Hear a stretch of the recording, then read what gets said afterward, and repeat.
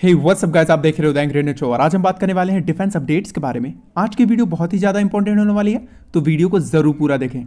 तो आज Indian navy के चीफ की तरफ से काफ़ी ज़्यादा इंपॉर्टेंट बयान निकल के आए हैं, तो उन सारे बयानों के बारे में हम आज बात करने वाले हैं। उसके बारे में और भी कुछ अपडेट्स के बारे में बात करेंगे। सबसे पहली बात उन्होंने कही है INS विशाल के बारे में, मतलब कि INS विशाल के बारे में आपको ऑलरेडी पता होगा, जो हमारे CDS हैं, चीफ ऑफ डिफेंस स्टाफ, उन्होंने कहा है कि ऐसे एयरक्राफ्ट की ज़रूरत नहीं है जो कि सिर्फ और सिर्फ पानी में फ्लोट करता है। बेसिकली उसका कुछ ज़्यादा खास काम नहीं है, सिर्फ और सिर्फ एक एयरक्राफ्ट को दूसरे जगह पे ले जाने के लिए। यहाँ पे इंडियन नेवी के चीफ ने कहा है कि इसकी सबसे ज़्यादा ज़रूरत है हमें, और जैसे कि ये कैटोबार सिस्टम वाला होने वाला है, तो यहाँ पे फिक्स विंग एवैक्स भी यूज़ किए जाएंगे।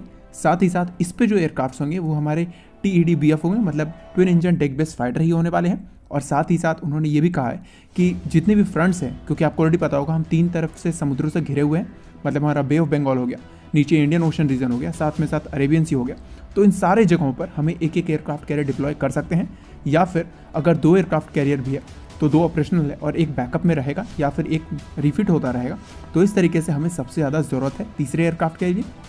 लेकिन सबसे बड़ी बात यह है कि जब हम इसको बनाना शुरू करेंगे तो एनी हाउ 2040 या 45 तक हमारा जो विक्रमादित्य है वो पूरी तरीके से फेस आउट हो जाएगा, मतलब उसको रिटायर कर दिया जाएगा। और इस समय फिर हमारे पास 2 एयरक्राफ्ट कैरियर बनेंगे और दोबारा से हमें तीसरा एयरक्राफ्ट कैरियर बनाने की ज़रूरत पड़ेगी। आपको क्या लगता है इन सारी चीज़ों के बारे में, ज़रूर कमेंट सेक्शन में बताना।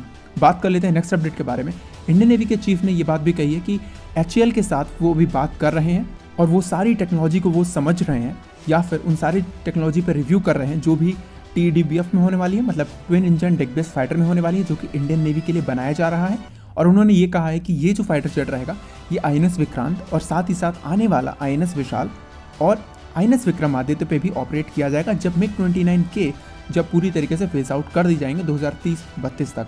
और उन्होंने ये भी कहा है कि जिस हिसाब से क्रैशेस हो रही है MiG-29 की, आपको ऑलरेडी पता होगा 47 की संख्या में हमारे पास MiG-29 थे और 4 के हिसाब से क्रैश हो चुके हैं, तो अभी हमारे पास 42 और 43 के आसपास MiG-29 के बचे हुए हैं।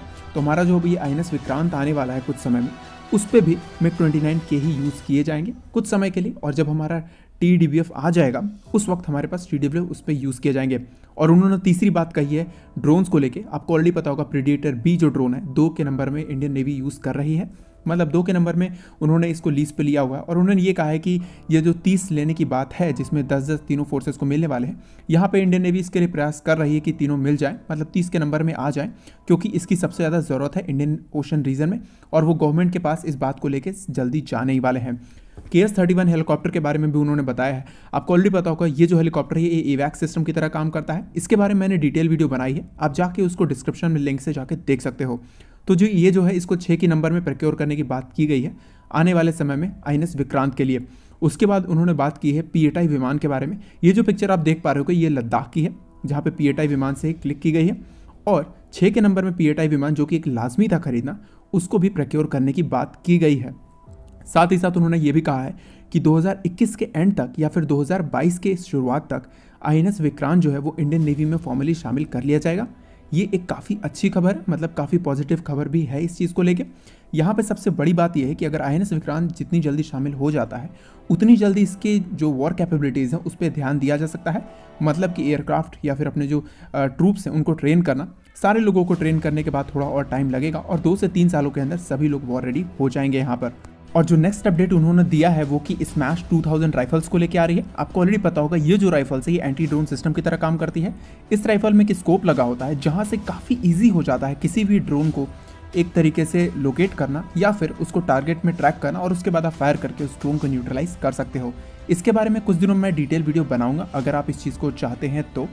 उसके बाद उन्होंने, जैसा कि मैंने पहले ही बताया, कि प्रेडेटर ड्रोन के बारे में, 30 प्रेडेटर ड्रोन के बारे में वो गवर्नमेंट से बहुत ही जल्द बात करने वाले हैं। साथ ही साथ जो P-75I जो कि हमें सबमरीन प्रोक्योर करने हैं, जो कि मेड इन इंडिया होने चाहिए, मतलब मेक इन इंडिया होने चाहिए, जो कि एक फॉरेन कंपनी भी रहेगी और साथ ही साथ इंडियन कंपनी भी उसके साथ शामिल रहेगी, और वहाँ पे स्टेल्थ सबमरीन बनाई जाएगी जिसमें वर्टिकल लॉन्च सिस्टम भी रहेगा।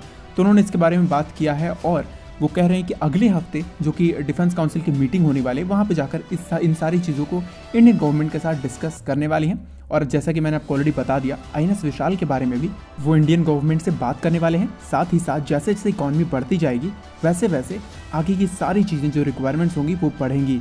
उन्होंने ये भी कहा है कि अभी फ़िलहाल हमें सबमरीन्स और ड्रोन्स की ज़रूरत है आने वाले 3 से 4 सालों में, और उसके बाद हम एयरक्राफ्ट कैरियर पे सबसे ज़्यादा फोकस करने वाले हैं। अब बात कर लेते हैं नेक्स्ट अपडेट के बारे में। आपको ऑलरेडी पता होगा प्रैट एंड विटनी के इंजन C-17 ग्लोबमास्टर, साथ ही साथ पिलाटस C-7 जो ट्रेनर्स हैं इंडियन एयरफोर्स में, उसमें यूज़ किए जाते हैं।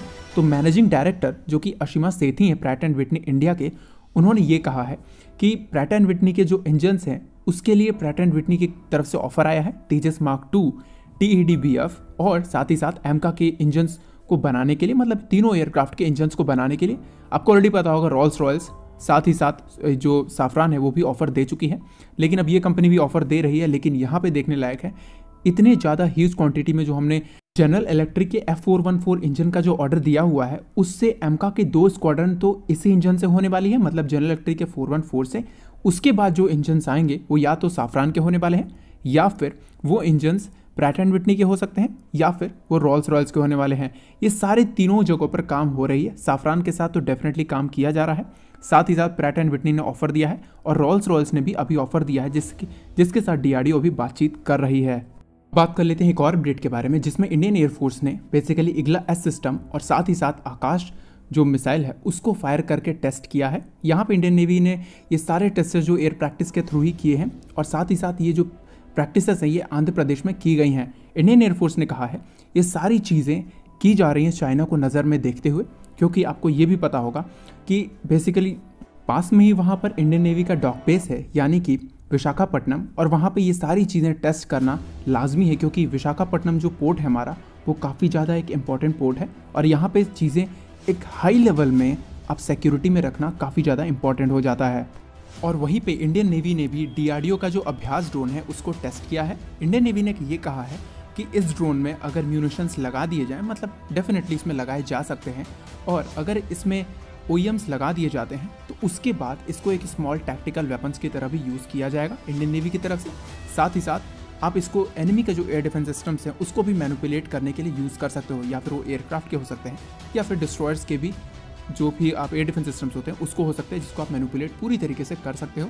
और उसके बाद एक फुल फ्लेज अटैक जो होता है अपने डिस्ट्रॉयर से, या फिर अपने एयरक्राफ्ट कैरियर से, या फिर किसी एयरक्राफ्ट से आप फुल फ्लेज अटैक वहाँ पे कर सकते हो। और ये जो मूव है इंडियन नेवी की तरफ से ये काफ़ी बेहतरीन मूव माना जा रहा है।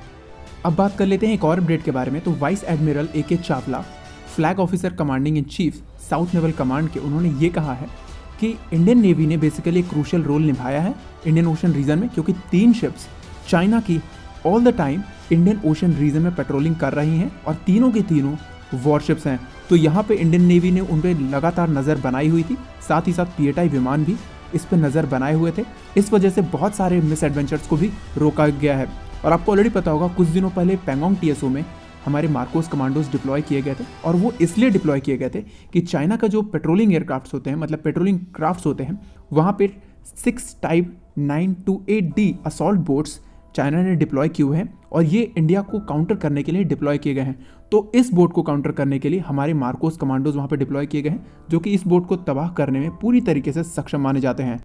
अब बात कर लेते हैं उन लोगों के बारे में जिनका काम सिर्फ और सिर्फ गांजा फूकना होता है, और वो भी वो गांजा जो चाइनीज़ लोग फूकने के बाद फेंक देते हैं, तो ये लोग उस गांजे को उठाकर दोबारा फूकने लगते हैं।